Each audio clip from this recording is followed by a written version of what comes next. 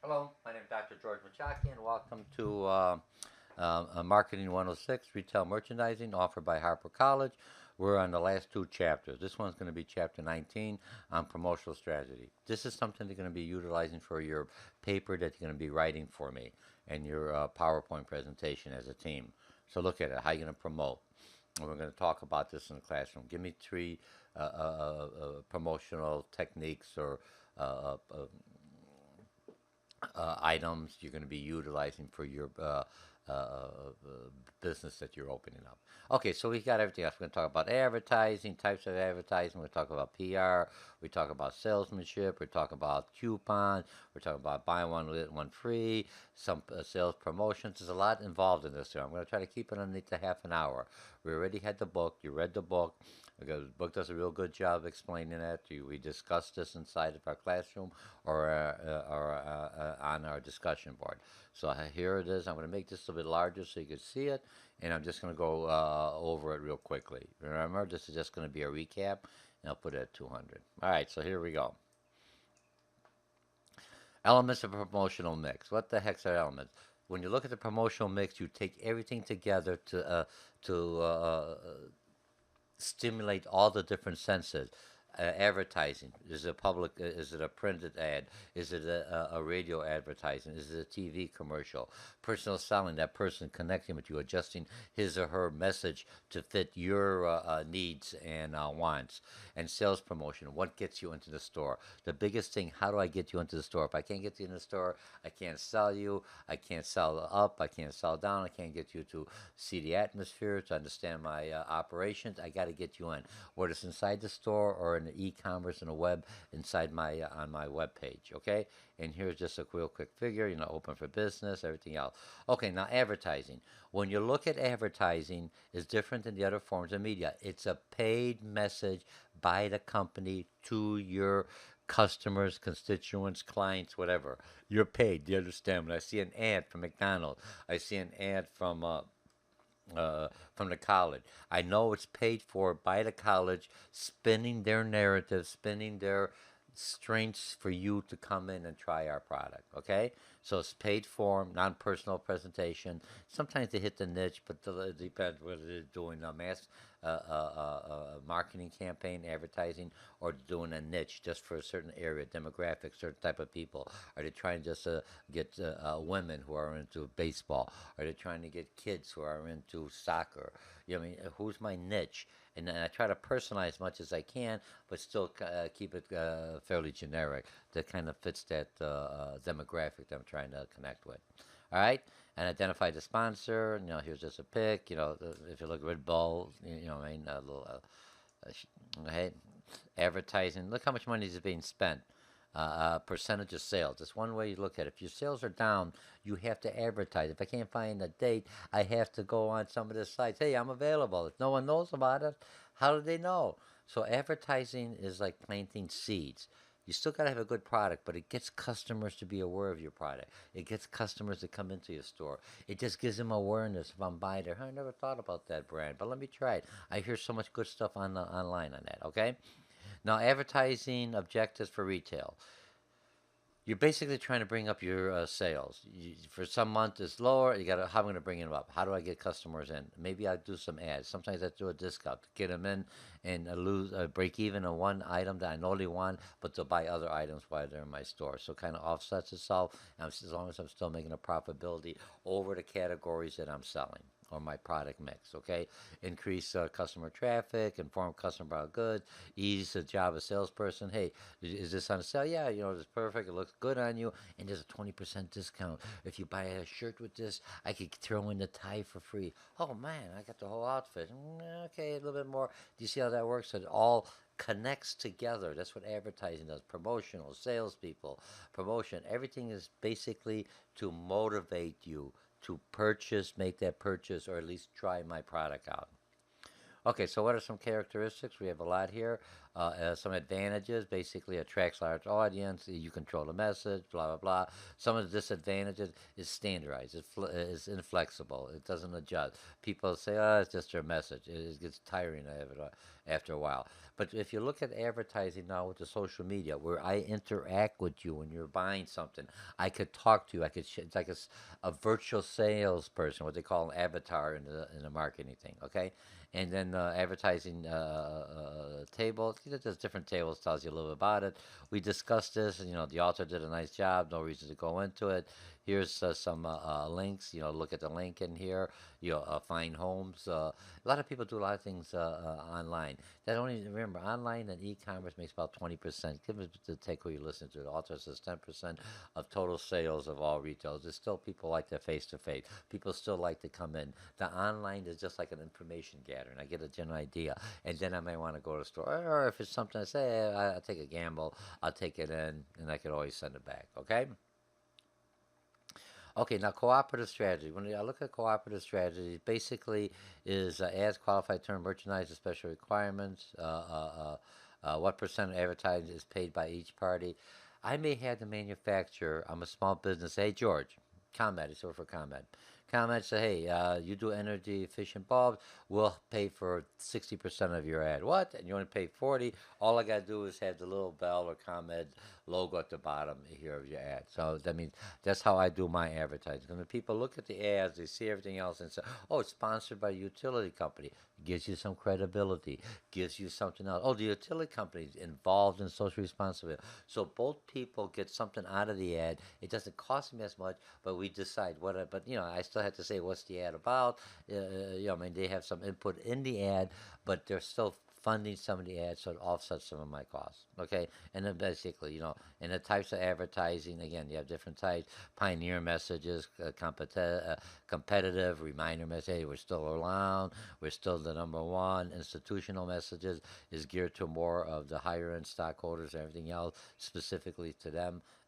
Part of the institution, full payment, retail, and cooperative advertising, vertical or horizontal. That means I could have my publishers or even some of my, like the milk industry, doing to the advertising because milk in general was going down. So they all say, hey, we're all competitors, no name, we're just on the Milk Industry Association. Drink milk. It's healthy, it's good for your teeth, blah, blah, blah, blah, whatever. You know what I mean? But they all combine. So now, as milk is stimulated, then I'm going to go for the brand name. But I got to get that market people saying, hey, milk is still good for you. It's not bad for you. It's still healthy for your bones. It's healthy for this. And you change the message depending on who I'm doing. If I'm doing for baby boomers, your bones get a little brittle as you get older. This kind of replenishes some of it. You got to be careful because it doesn't replenish it all of it, but you plant those seeds that they say is still healthy for you to either for your digestion or whatever, it's still healthy for you to consume. Okay, now public relations. When I look at public relations, is non-personal, personal. I don't control that. I kind of set up the scenario, and hopefully they say something good about me. Hopefully the situation works out to my favor. But if I bring the mayor and all of a sudden he says or sees something off the record, oh my goodness, my name is attached to it. So you got to be careful. But PR is part of the advertising, part of the promotional mix. Okay, and then publicity, non-personal form. Okay, and it's not paid for. It's not identified by a sponsor. It's more trustworthy, for lack of a better word. Objectives for PR: increase awareness of retail and the marketing strategy, improve company image. Look, we're helping out the poor little kids that or breast cancer. We're helping out women. The majority of our women are our customers, and we're trying to give back to help them for an issue that is a big concern for them. And I put that in there, and on my website has this, or I have the ribbon, whatever it is to symbolize that I give to that charitable cause or to that cause or that social responsibility that my consumers who look at this through the ad, they connect. They may not see the ad, but remember, your mind is seeing the whole picture. So everything placed in the ad has symbolic messages in it. Don't just think it's put in there, oh, I got to fill in some space. No, everything's in there to stimulate something either subconsciously or consciously for you to do some kind of behavior to respond back to. Okay, and the cost of promotion, how much it's going to cost. Okay, some characteristics. You got the advantage. Mass audience, credible sources if that person is credible. Disadvantages. You let's see, do not believe spending on image-related communication, little control over the message. It's optics. Remember, part of marketing advertising is that looks, the optics. I'm in there. If you look at all politicians, always kissing a little kid. You know what I mean? Why? Because it sounds good. I'm a family man. I'm concerned about the young generation as they grow up, so they have a good environment and everything else to live on. And I add on to that, but it's part of my brand, part of my who I am. Okay. And remember, you gotta be careful about the touchy feeling because you got Joe Biden in there. He went to the extreme. It may be a real nice person, too much touching the people right now. That's my personal space. So that could be utilized, which was a strength, could now, because of the optics and the visual and things that have changed, could be a negative. So you have to adjust that. Remember who you're going to bring in, who's going to be your image, who's going to be representing your brand, who's utilizing something that that you want to sell. Who is the sponsor or the peer person that they look up to, and is part one of my spokesmen in my advertising or one of my campaigns. Okay, so you got personal selling. Oral is very important. You still need that face to face. I could adjust a message. I could look at the person, make it personalized. Okay, personal objectives is persuade customers to buy, stimulate sales of impulse items. Hey, it's only on sale for a few more days. Come on, but you already got this. I'll tell you what, I'll throw this in for you for nothing. Complete transaction, feedback. You get instant feedback what he or she likes. And remember, the feedback you get from your sales staff, make sure you have a venue or a mechanism to put that up to the corporate. They are the first people in there with those customers. They know what the customers like. I like this, but the buttons are kind of, I don't like the buttons. I wish they had a Velcro, they had a zip tie, or whatever. You know what I mean? So when you're looking at that person's telling that salesperson, that should be reported. So now you get enough people telling you the same message. I could adjust. It costs me nothing except a system. Reward them for those that have been used, the ideas they use. Reward them, move them up. Tell them, here's the best messages. And we implemented this in our campaign, and our sales are up. And you get 2% or 1% something. And now you get the whole company working with this. It's vibrant. They understand. And you save a lot of money. And you don't need consultants as myself to do some of the work, okay? All right, tips for retail personnel is basically, greet them, how you saying, if they don't want to talk, don't talk. Make sure the timing's right. You have to adjust everything else. So we talked about this. It has all that in there. Personal selling, message could be adapted. Ways to meet customer needs. I adjust to the customers. Waste less. I waste. Let's see, less waste. That means I'm very active. I'm not just sending a message that doesn't mean anything to you. I personalize it to you, and I'm able for you to answer any questions you have that George may have, different questions, but I don't want to listen to his. I know that. I just want this one question, and I could respond that, and I could close the sale on that. Okay? Some disadvantages, basically, is high cost. Doesn't get the customer into the store. Remember, once I'm in the store, then the salesperson is basically like the closer. How do I get them into the store? That's the promotion, the ads, the message. How do I get them in there? The coupon, all that stuff. The blogs, meet this your celebrity, is to get them in the store. Once they're in the store, I kind of like this store. I feel comfortable in here. Oh, I didn't know they had that. I shop around. I buy other stuff than what I came in for. Or sometimes they'll buy nothing. In most of the cases, you get them to buy something. Type of sales position, order taking person, routine clerical functions. This type of sales mostly likely in stores, and strong self-service, and you just take orders. You just gotta help you, anything, real quickly. Order getting is more like in a commission. A person actually goes out there and tries to convince you to use this service. You go to Comcast and drop off one of their receivers or DVR for replacement. Oh, do you have a smartphone? Oh, do you know we have cell service? Oh, do you know you're a small business owner? So they're basically out there trying to stimulate that, but you're already in that store buying some of their products, so you already got a connection with the company. Now I just want to upsell you or sell you more different services that you may not be aware of, and while you're in here, you're in a comfortable position, and I could take care of you right now. And let them go out looking for you. So I utilize my sales force for those order getting. Okay. Now, typical sales function promotions. Let's see what we have here. greeting customers, showing the merchandise, making presentation, demonstrating, everything else connect with the customer, real personalized. Now they got robots doing that. Gosh, so cute. Come on this way. Here it is. Okay, yeah, they're not there, but at least I don't have to wander around the store. It gives me right to where I'm at, and it's kind of unique, and it gets me talked to. Hey, there's a robot greeting me, and he, seemed pretty, very knowledgeable. I don't know, not very personal, but very knowledgeable. Okay. Other advertising, public relation, personal selling, purchase, deliver, effectiveness, types of sales, promotions, different types.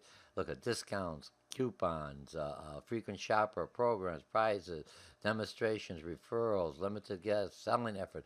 All this is to get the customer to purchase.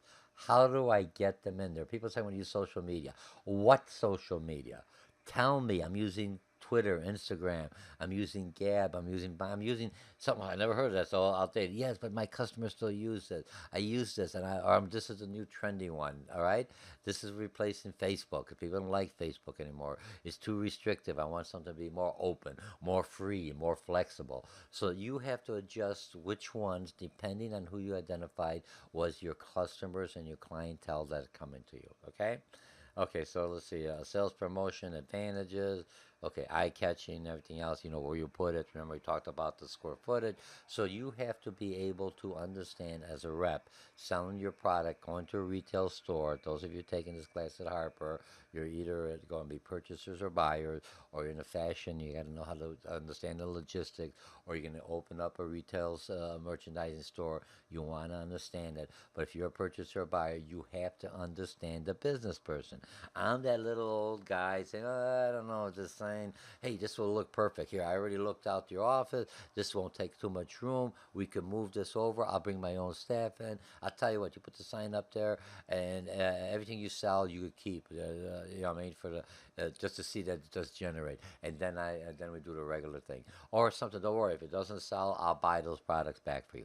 You have to give them something, but you have to look around and you have to know. You can't put a big sign that can take this whole store. It's like bringing a big couch and you only have a little studio apartment. Come on, you have to adjust that what works with that store, and you understand the store owners. You're an added value to him or her because you know their customer base better than they. You're providing this information. You're providing a sign. You're providing a discount. Brings people in. They get that, so he makes out of a few bucks, but then they're in the store. They buy other stuff.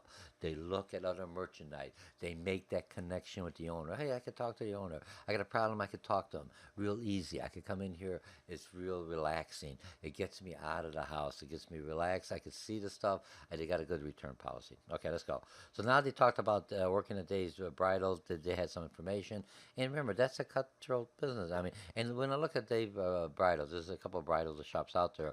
Wedding has gone down, so the demand for people getting married is harder. So what else is Dave Bridal? You got not only weddings, you have ballets, you have formal dress work. There's other stuff you could do. You have a tailoring or seamstress service. They don't have to be for the wedding. You could bring it in there. We'll fit it to make it fit. Other stuff. We could adjust your wedding gown to make it more of a casual dress gown if you want to go on. So you have to find different markets because your primary market's still there, but it's not as active because there's not as many people getting married. I mean, it's picking up now at the younger, but overall, so what do I do other and still bring people, and so I still keep the people gainfully employed, and I still keep my business going, and I do other stuff versus than a traditional wedding. Okay, why retailers are lost, and again, poor qualification of customers, failure to put feeling into presentations. You got to feel, you got to believe in it. You know what I mean? That's what I try to do in the classroom. You got to have that feeling in it. All right. So you have that one. Types of promotions. Again, here's you got them all. Point of purchase, contest, and they got everything else there. You could have something else. Hey, just throw in your business card, and I'll pull one out. What do you got? You've got all these people with their names and their business cards and everything else, and you give them one award or one dinner, or you give them a free golf club or something else, or you bring it to the office. Hey, you won this thing. Everyone in the office gets a golf ball with your name and everything else. Come visit our store with a 5% discount. What am I doing? I already in the area. I'm connecting. I made a connection and I expanded the connection. I expanded their network. I expanded their business. I bring people in. That's the whole thing of the promotion. That's planting the seeds, watering the seeds. Once I get them in, I can sell. But you still got to have a good product. You got to have a good store. You got to connect with the customers. You got to have what they want. Otherwise, it's a waste of money. All right. Look, you can have all the ads and everything else, and you bring the person in, and if it's a flop, it's a flop. Okay. All right. Advantage of coupons. Coupons are kind of easier. People don't like cutting coupons. You got to look for a coupon. Now you just scan it. Get the barcode, boom, boom, boom, boom, and then nope, the wrong size, wrong size. Here's your coupons. And real easy. Or you have it on your smartphone. You just tap it in there, and it downloads the coupon for the store. Or some of the smart cards, like we discussed, already does the coupons for you. This one's on sale. We'll print out the coupon, and when you come up there, all the coupon prices are already there, so you know before you go in the cart what the cost is going to be. They're just verifying it at there. Okay.